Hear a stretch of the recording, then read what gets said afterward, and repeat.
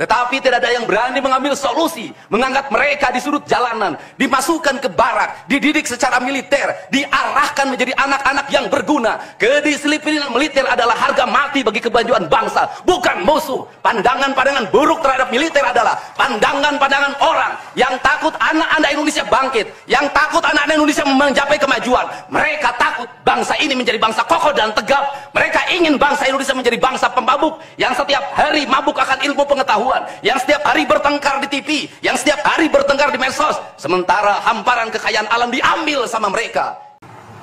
Assalamualaikum warahmatullahi wabarakatuh. Sampurasun. Yang saya hormati Forkopimda Provinsi Jawa Barat, hadir pada kesempatan pagi hari ini Wakil Ketua DPRD Provinsi Jawa Barat, Ketua Komisi 5 DPRD Provinsi Jawa Barat dan seluruh anggota, Kasdam 3 Siliwangi, Wakapolda Jabar, Wakajati Jabar, dan sahabat saya hadir juga, dan Kodiklat TNI, saya ucapkan terima kasih, selamat datang. Sekretaris Daerah Provinsi Jawa Barat, para kepala perangkat organisasi perangkat daerah di lingkungan Pemda Provinsi Jawa Barat, pimpinan instansi vertikal yang saya hormati, yang memberikan supporting pada saya, Kaseto, pemerhati dan pelaku pendidikan anak-anak, dan yang paling berbahagia hari ini adalah orang tua.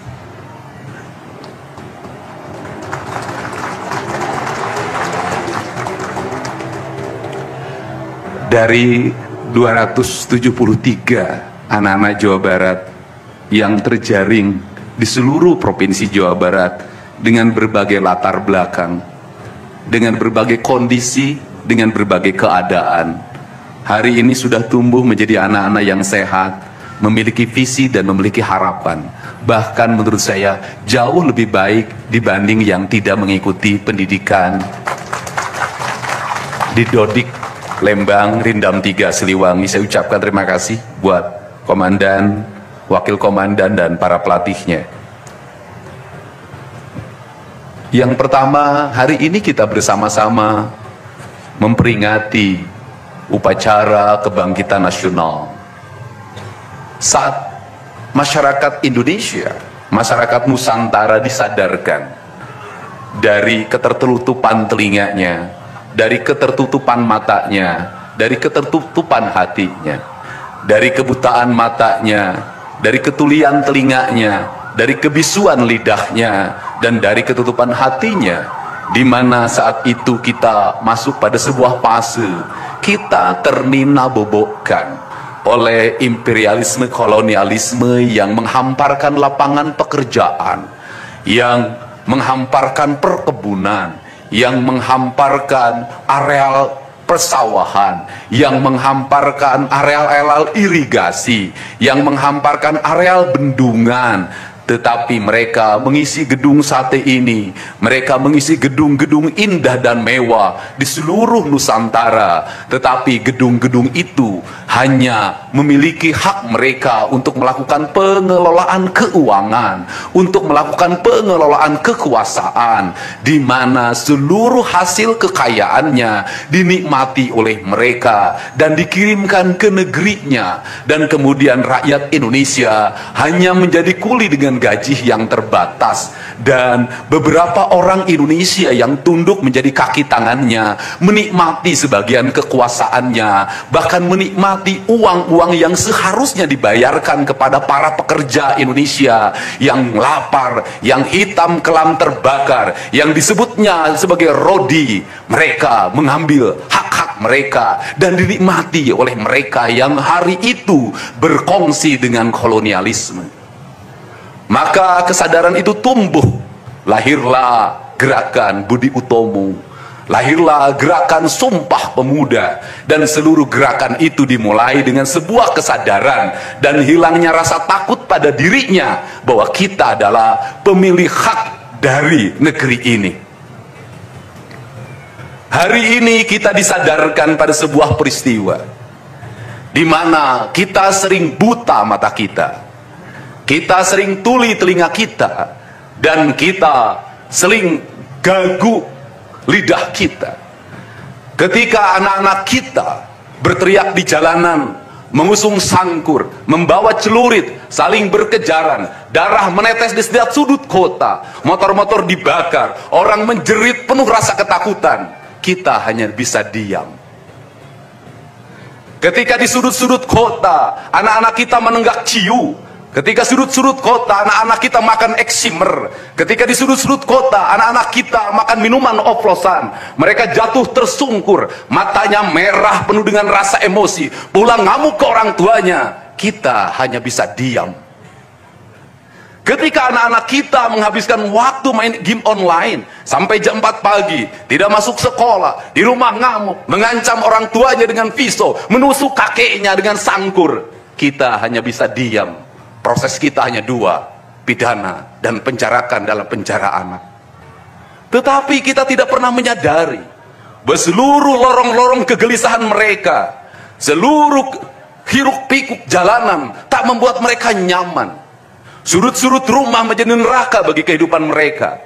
Lapang-lapang bola tergusur menjadi industri perumahan, pemukiman, dan pertokoan. Mereka kehilangan tempat bermain. Mereka kehilangan air yang jernih di sungai sehingga bisa mereka berenang. Mereka kehilangan gunung-gunung yang indah tempat mereka bercengkrama dengan alam. Mereka kehilangan sawah yang terhampar. Yang mereka lihat adalah kebisingan dan kebisingan. Bising di jalanan karena knalpotnya brong. Bising di rumah karena orang tuanya bertengkar. Maka mereka lari dalam rorong-gerong gelap. Digenggamnya handphone, diambilnya obat-obat terlarang, ditengahnya minuman dalam sebuah kelompok yang sama. Kita orang-orang yang terpinggirkan di rumah, kita orang-orang yang terpinggirkan di sekolah, guru-guru telunjuknya menunjuk pada wajahnya, tapi tak bisa memberikan solusi kegelisahan jiwanya. Semua orang hanya memberikan pengamatan, analisis, kajian. Itulah metodologi yang dikembangkan bangsa ini. Tetapi tidak ada yang berani mengambil solusi, mengangkat mereka di sudut jalanan, dimasukkan ke barak, dididik secara militer, diarahkan menjadi anak-anak yang berguna. Kedisiplinan militer adalah harga mati bagi kemajuan bangsa, bukan musuh. Pandangan-pandangan buruk terhadap militer adalah pandangan-pandangan orang yang takut anak-anak Indonesia bangkit, yang takut anak-anak Indonesia mencapai kemajuan. Mereka takut bangsa ini menjadi bangsa kokoh dan tegap. Mereka ingin bangsa Indonesia menjadi bangsa pemabuk, yang setiap hari mabuk akan ilmu pengetahuan, yang setiap hari bertengkar di TV, yang setiap hari bertengkar di medsos, sementara hamparan kekayaan alam diambil sama mereka. Janganlah kita menjadi antek dari bangsa lain, memporak-porandakan diri sendiri dan bangsanya dengan alasan pengetahuan, dengan alasan hak asasi manusia. Anak membawa motor di bawah umur adalah pelanggaran hak anak. Kapan kita bertindak?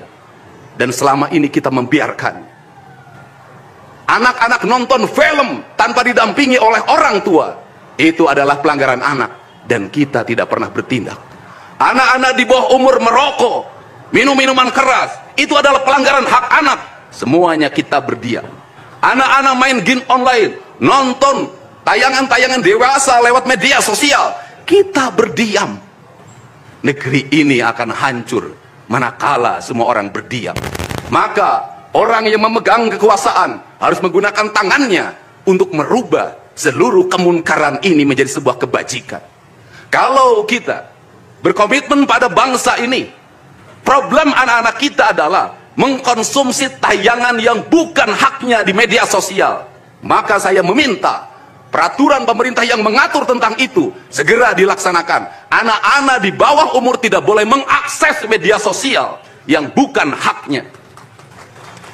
Seberapa besar pun gagasan yang saya gagas, seberapa kuat pun kekuatan yang saya bangun, saya tidak akan bisa melawan jutaan akun yang merasuki otak kiri dan otak kanan anak-anak kita. Untuk itu, pada saat ini sudah saatnya kita tidak saling menyalahkan. Untuk itu saat ini tidak ada salahnya kita mengambil tindakan berdasarkan perilaku kita masing-masing. Perilaku ekonomi menyebabkan anak-anak kita kehilangan ibunya karena pergi ke luar negeri.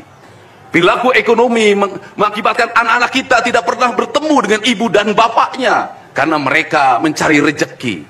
Mereka ada di pojok-pojok rumah bersama kakeknya. Kakeknya melarangnya dia main game online, melarangnya pakai motor jam 11 siang.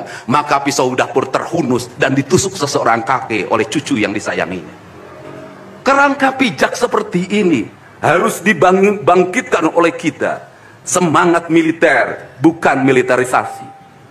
Kalau anak-anak dibangunkan jam 4 subuh, di mana letak salahnya dan di mana letak pelanggarannya?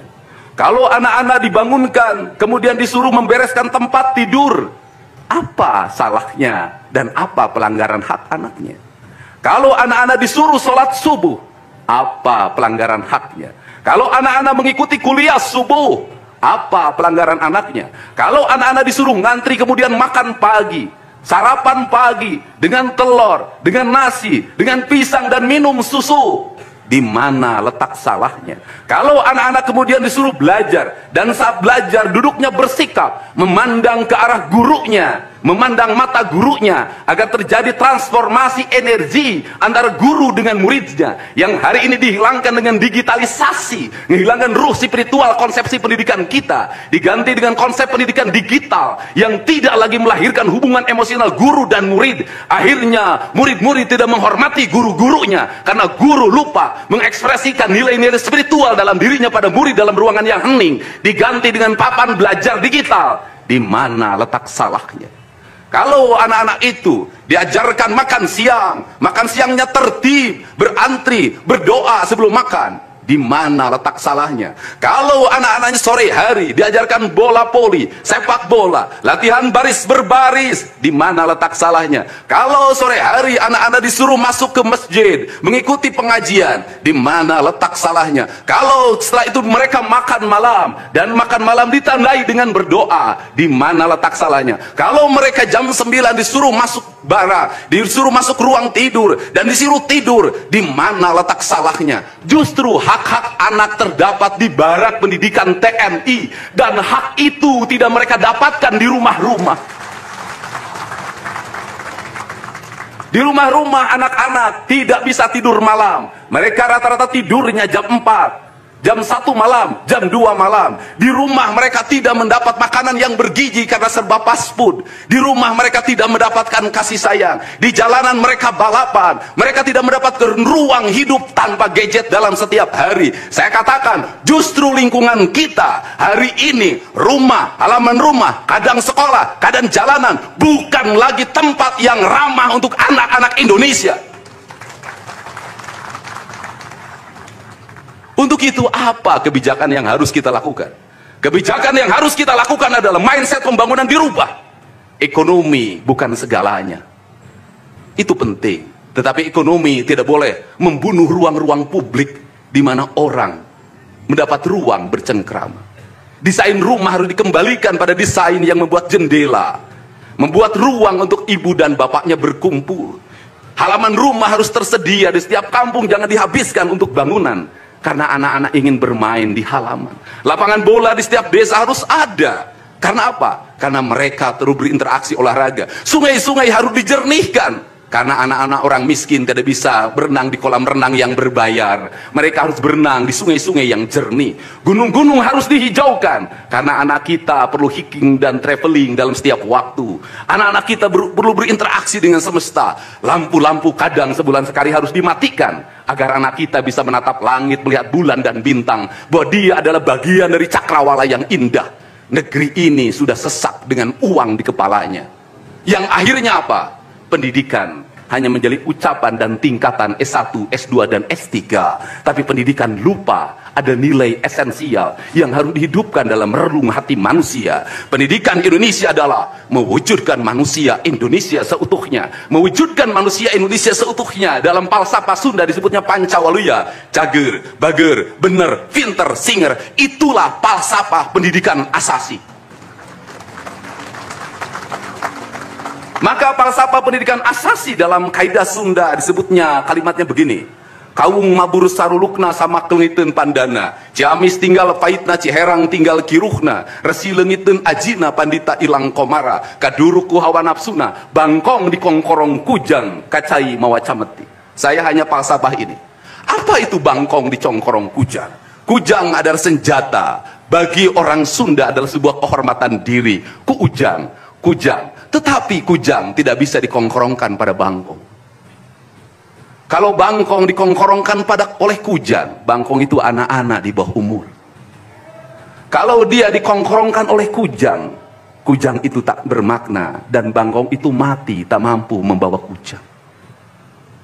Kacai mawaca meti, apa itu artinya? Orang pergi ke air untuk mensucikan diri, maka dia harus membebaskan diri dari berbagai apapun kepentingan. Dia ingin pasrah, dia ingin sumera, hirup ukur sesamperan, awak ukur sesampaian. Sariring dering dumadi sarengkak saparipola, la haula wala quwata illa billah. Maka dia tidak boleh membawa hawa nafsu. Ketika kita ingin memasuki abad ritual dan spiritualitas, maka tidak boleh ada kebencian, tidak boleh membawa senjata apapun, tidak boleh, maka kita berserah. Apa yang terjadi hari ini? Orang-orang yang setiap hari bicara tentang kesucian, lidahnya menyakiti orang lain, menusuk orang lain, membawa api peperangan pada saat orang menuju kesucian. Bahkan bisa jadi menghinakan orang lain, itu dianggap bagian dari kesucian. Tidak ada anak nakal, tapi orang Sunda itu menyebutnya budak bangor. Budak bangor itu beda dengan nakal. Kenapa? Itu masa mereka menginjaki masa remaja menuju masa dewasa. Maka di hari kebangkitan nasional ini, pemerintah Provinsi Jawa Barat, sekolah yang hari ini berjalan, ada pendidikan karakter, ada bela negara, saya akan meresmikan menjadi Sekolah Kebangsaan Jawa Barat Istimewa. Sekolah Kebangsaan Jawa Barat Istimewa nanti akan dipusatkan di Dodik, Lembang, dan kalau ada lembaga pendidikan lainnya, kami juga akan menjadi kerjasama. Mereka yang bersekolah di situ bukan anak-anak yang tawuran, bukan anak-anak yang minum, bukan anak-anak korban dari ML, tetapi juga nanti anak-anak yang memiliki kemampuan akademik yang tinggi, anak-anak yang memiliki kemampuan pikiran yang tinggi. Dan seizin pimpinan DPRD Provinsi Jawa Barat, tahun ini kami akan memberikan beasiswa pada mahasiswa-mahasiswa yang kuliah di jurusan engineering, tetapi mereka harus mengikuti sekolah kebangsaan selama 1 bulan. Agar uang yang diberikan oleh Provinsi Jawa Barat melahirkan nasionalisme-nasionalisme baru yang bisa membawa bangsa ini ke arah kemajuan. Dan saya mengucapkan terima kasih pada kalian semua yang membuat diri saya hari ini setiap hari berpikir. Ingat, doa yang terpancar ada 2. Saya tidak menyebut doa. Rintihan hati, bisikan hati ada 2. Ada yang berharap ini berhasil, dan ada yang berharap ini gagal. Siapa yang berharap ini berhasil? Mereka adalah kaum-kaum nasionalis yang mencintai bangsa ini. Siapa yang berharap ini gagal? Para nyinyir dan para pembenci yang menjadikan politik sebagai tujuan hidupnya, tanpa pernah bisa membedakan mana kepentingan politik dan mana kepentingan kebangsaan. Walaupun kebijakannya baik, karena beda dengan politiknya dia mengatakan buruk, dan walaupun kebijakannya buruk karena sama dengan politiknya dia katakan baik. Ini orang yang tidak punya spirit nasionalisme. Dia hidup mempertuhan politik dalam setiap waktu. Saya katakan, dia hidup mempertuhan politik dalam setiap waktu. Meskipun lidahnya berkata bertuhan pada Allah, tetapi hatinya dalam setiap hari hasud dan menjadikan politik sebagai tujuan hidup. Dan barangkali bisa dilihat dari seluruh rakyat Jawa Barat, karena ini tertransformasi lewat media televisi dan media digital.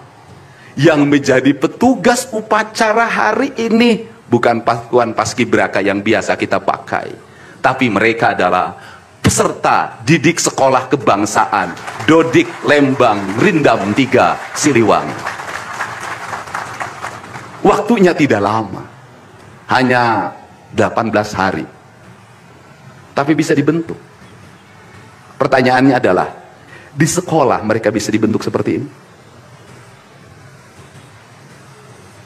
Kalau di sekolah tidak dibentuk hari ini, maka pertanyaannya adalah, berarti sistem pendidikan nasional harus dievaluasi. Dan kalau misalnya yang di Jakarta mau menyalahkan, kan disahkannya di Jakarta. Kan anggaran yang triliunan disahkan di Jakarta. Kenapa anggaran yang triliunan ini tidak terevaluasi dalam setiap tahun? Saya katakan, sistem pendidikan yang di dalamnya angka-angka yang hanya orientasinya materi dan kepuasan dalam outcome dalam sistem pengelolaan keuangan tidak akan melahirkan apapun kecuali tumpukan kertas, software, dan hardware. Tetapi pendidikan yang lahir dari jiwa dan lahir dari cinta, tanpa biaya yang besar, dia akan melahirkan anak-anak penuh dengan semangat kebangsaan dan punya spirit Pancawaluya. Itulah pentingnya hati, itulah pentingnya rasa. Untuk itu hari ini ada antrian, ribuan orang yang ngantri ingin memasuki pendidikan di pendidikan sekolah kebangsaan. Dan kalian semua hari ini bisa bertemu dengan orang tuanya, bisa mendapat sertifikat dari kami, dan bisa pulang dulu. Nanti dalam 2 minggu sekali kami siapkan mobil di setiap kabupatennya untuk pergi ke Dodik lagi, mengikuti pematangan, bukan di Dodik, nanti di Badan Diklat ESDM Pemda Provinsi Jawa Barat, kalau nanti di Dodik diisi oleh siswa yang baru. Dan kami akan memantau perkembangan kalian dalam waktu 1 tahun, bukan 6 bulan. Dan saya sudah meminta kepada Dinas Kesbangpol, Dinas Pemuda Olahraga, di upacara peringatan 17 Agustus 1945 Pemda Provinsi Jawa Barat, seluruh pesertanya berasal dari siswa didik sekolah kebangsaan di Dodik Lembang. Kalian semua jadi petugas upacara Agustusan nanti. Jadi tidak usah repot lagi, ternyata bisa. Dan hari ini bisa kalian bahagia. Saya ngasih bonus untuk petugas upacara dari Dodik ini 25 juta untuk dibawa pulang ke rumahnya masing-masing. Dapat uang saku, makannya enak, tidurnya nyenyak, berubah mental, bajunya bagus, pulang dapat bonus, gratis lagi. Dan tentunya buat petugas yang lain juga kita siapkan 25 juta. Nanti ditanya lagi, itu duit dari mana? Ladang onten. Saya selalu ditanya, Pak Didi duitnya dari mana ngonten? Habis itu dimasalahin lagi, gubernur konten. Lebih baik dari jadi gubernur konten, punya duit diberikan pada rakyat daripada gubernur molor. Bener nggak? Ya kan, daripada gubernur tidur, gubernur protokoler, gubernur ingin dihargai, gubernur menghabiskan anggaran jalan-jalan ke luar negeri, teu hayang teuing ai. Kang Dedi masuk gorong-gorong, ya sebentar lagi akan saya naik ke pesawat. Jadi Indonesia ini perlu mental yang kuat kalau ingin melakukan perbaikan. Kenapa? Harus kuat menghadapi kaum nyinyir. Dan biarkan yang nyinyir suruh sakit hati selamanya. Karena Jawa Barat akan terus mengalami peningkatan pembangunannya. Ini baru 3 bulan. 100 hari itu tanggal 30 Mei. 100 hari kepemimpinan saya. Belum 100 hari, sudah banyak orang yang kepanasan. Apalagi 5 tahun. Dan saya ucapkan terima kasih. Ini upacara yang spesial. Kita dihadiri oleh Korps Pasukan Khusus. Tepuk tangan semuanya. Ada Kopassus, ada Kostrad, ada Marinir, ada istilahnya apa sekarang, Kopasgat, kemudian ada infanteri, ada cavalry, kemudian ada pasukan angkatan laut, kemudian juga ada Brimob. Tepuk tangan semuanya, keren. Dan kalian semua, para peserta, ini yang keren-keren ini anak-anak kita ini. Anak-anak kita yang keren-keren ini. Kamu tengok ke kanan, tengok kiri sambil minta sama Allah, besok kamu yang berseragam seperti mereka. Tepuk tangan kalian semuanya, semangat! Semangat! Semangat! Oke. Yang terakhir, ini buat Biro Umum. Ini harus dirubah, Pak. Pertama, ini tiang bendera menghalangi gedung sate. Benderanya nanti harus digeser ke sebelah sana. Dan nanti kalau upacara tidak menghadap ke sana, tapi dari sini menghadap ke sana. Agar panorama itunya tetap terlihat. Dan kalau di sana maka kebisingan kendaraan tidak akan terlalu mendominasi. Ini Feng Shui cara menata bangunan. Jadi saya dari tadi mandang gedung sate nggak bisa karena terpotong oleh tiang bendera. Dan nanti bagian protokoler itu masang podium nggak lurus ke tiangnya, agak mencong-mencong dikit. Maklum Pemda masih belum pakai rasa, masih pakai DPA. Yang penting di DPA-nya juga tidak melanggar. Nah, ini saya ini orang estetik, dan Di Pemda ini tidak pernah ada rapat untuk merumuskan ini. Cukup WA, Pak Sekda, Kesbangpol, Dinas Pendidikan, besok kita lakukan ini, anak-anak bajunya ini. Dan saya terima kasih buat PLT Dinas Pendidikan yang stresnya banyak, suaranya sampai hilang, saking takut. Luar biasa. Berdiri dong Kepala Dinas Pendidikan PLT. Di depan kamu pindah. Suaranya hilang. Pernah saya marahin malam-malam, kamu belum tahu cara kerja saya. Karena sekarang sudah tahu ternyata Sang Kuryang tuh hidup di sini. Ya, Pak. Silakan duduk depan, Pak. Di depan, Pak, duduk. Saya ucapkan terima kasih juga kepada Pak Sekda yang selalu ingin menjalankan tugas saya dengan baik. Kalau belum luntur-luntur dikit wajar, karena dia memang penakut sama istrinya jadi kurang lentur. Kalau saya kan sudah sangat lentur hidupnya. Saya ucapkan terima kasih juga pada Kesbangpol, ini yang supporting sangat baik. Ini mantan, pindah Pak ke depan, Pak. Ini jajaran protokoler, dan saya ucapkan terima kasih pada Pangdam 3 Siliwangi yang support full.